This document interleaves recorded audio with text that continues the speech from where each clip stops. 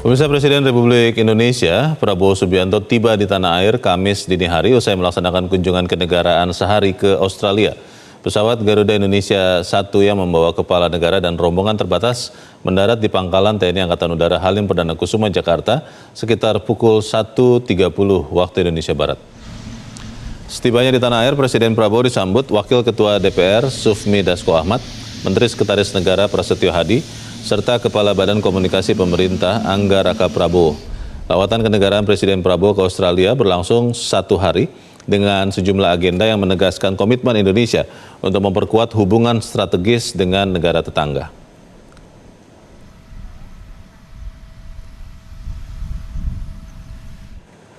Presiden Prabowo Subianto baru saja menyelesaikan lawatan kenegaraannya ke Australia. Dalam lawatan itu, Presiden Prabowo dan Perdana Menteri Australia Anthony Albanese sepakat untuk memperkuat fondasi kemitraan yang terjalin sejak lama. Apa saja poin-poin kesepakatan antara Indonesia dan Australia dalam lawatan Presiden Prabowo kemarin? Kita bergabung bersama Anwar Fuadi dari Istana Negara Jakarta. Adi, apa saja kesepakatan hasil pertemuan Presiden Prabowo dan Perdana Menteri Albanese? Ya, Leo, pertemuan antara Presiden Republik Indonesia Prabowo Subianto dengan Perdana Menteri Australia Anthony Albanese di Sydney, Australia ini disebut-sebut menjadi era baru hubungan antara Indonesia dan Australia, yang mana Indonesia dan Australia ini sudah menjalin hubungan diplomatik selama 7 dekade dan hubungan tersebut meningkat menjadi Comprehensive Partnership di tahun 2025, lalu kemudian di tahun 2018 ini meningkat lagi menjadi Comprehensive Strategic Partnership. Dan pertemuan kemarin antara Presiden Prabowo Subianto dan PM Albanese ini menjadi era baru sekaligus juga untuk memperkuat fondasi kemitraan yang terjalin di berbagai bidang. Nah, kemarin dalam pertemuan 4 mata atau pertemuan tete-a-tete di kediaman resmi Perdana Menteri Albanese di Sydney, ada beberapa hal yang dibahas oleh kedua pemimpin negara.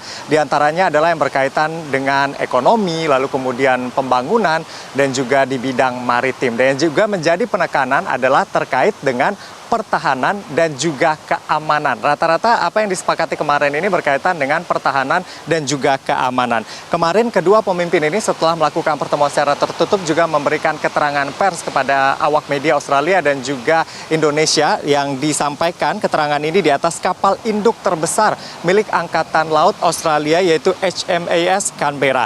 Dan dikatakan oleh Perdana Menteri Albanese bahwa Indonesia dan Australia ini sudah selesai melakukan negosiasi perjanjian bilateral baru di bidang keamanan bersama. Dan perjanjian ini merupakan tindak lanjut dari pertemuan antara Albanese dan juga Presiden Prabowo Subianto yang saat itu masih menjadi Menhan di tahun 2024. Lalu kemudian juga isi perjanjian baru tersebut ini juga sebagian besar ini terinspirasi dari perjanjian yang sudah diteken sebelumnya, yaitu perjanjian Lombok tahun 2006.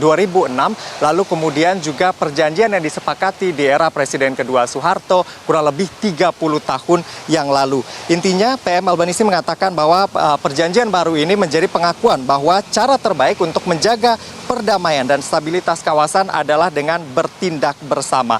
Melalui perjanjian ini ada keterikatan begitu ya antara Indonesia dan Australia, di mana para pemimpin ataupun juga menteri ini wajib melakukan konsultasi atau melakukan konsultasi rutin terkait dengan isu-isu keamanan, mengidentifikasi serta melaksanakan kegiatan-kegiatan yang menguntungkan kedua negara. Dan yang pasti ketika salah satu pihak ini mendapatkan ancaman begitu ya, pihak Australia ataupun Indonesia, nah ini akan saling membantu untuk menghadapi situasi tersebut dengan kerjasama yang sudah disepakati ini. Lalu untuk Presiden Prabowo Subianto juga hal senada disampaikan pada saat pertemuan tersebut. Presiden mengatakan bahwa kita tidak bisa memilih tetangga. Indonesia dan Australia ini sudah ditakdirkan secara geografis ini bertetangga, sehingga yang perlu dilakukan adalah bagaimana menjadi tetangga yang baik dan bagaimana kemudian menyusun perjanjian dan juga melakukan berbagai kerjasama yang baik untuk menguntungkan kedua negara.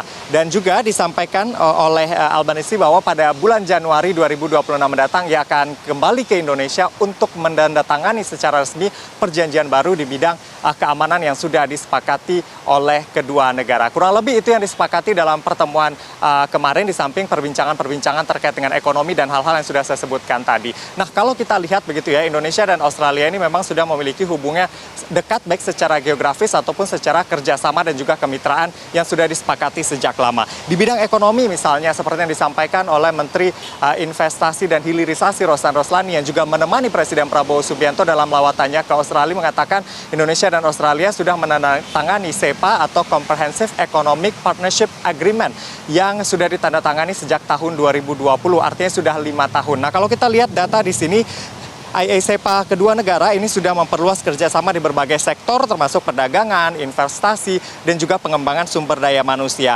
Dan sejak diberlakukannya CEPA antara kedua negara di tahun 2020, ini disebutkan bahwa volume perdagangan kedua negara meningkat 3 kali lipat. Dan sejauh ini totalnya sudah mencapai 35 miliar dolar Amerika Serikat atau 381,5 triliun rupiah. Sementara untuk investor, ini Australia juga menjadi salah satu atau top 10 ya investor di Indonesia. Sementara untuk foreign direct investment sendiri dari Australia ini juga meningkat 30% begitu ya sejak ditandatangani CEPA ini. Tetapi tentunya ini tampaknya Indonesia harus berusaha mencari potensi lain karena neraca dagang kalau kita lihat data BPS di tahun 2024 ini masih defisit. Untuk ekspor Indonesia nilainya adalah 4,9 miliar dolar Amerika Serikat, sedangkan impor ini 10,4 miliar dolar Amerika Serikat di tahun 2024 atau minus 5,4 miliar US dollar begitu ya, sehingga Indonesia harus mencari potensi-potensi lain agar setidaknya neraca ini seimbang. Dan kita lihat juga potensi misalnya pariwisata, banyak turis Indonesia, turis Australia yang datang ke Indonesia, sehingga ini juga tentunya menjadi potensi termasuk potensi spending di Bali misalnya, Bali, Lombok, Labuan Bajo yang menjadi destinasi wisata dari masyarakat Australia. Selain itu juga ada investasi-investasi di berbagai sektor ya yang dicatat dari perusahaan-perusahaan Australia, dan ini tentunya bisa ditingkatkan ke depan begitu ya seiring dengan semakin eratnya hubungan kedua negara. Leo.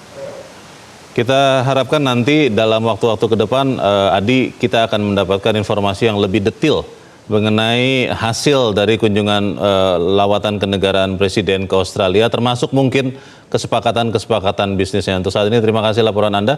Anwar Fuadi melaporkan langsung dari Istana Negara, Jakarta. Jelajahi cara baru mendapatkan informasi. Download Metro TV Extend sekarang.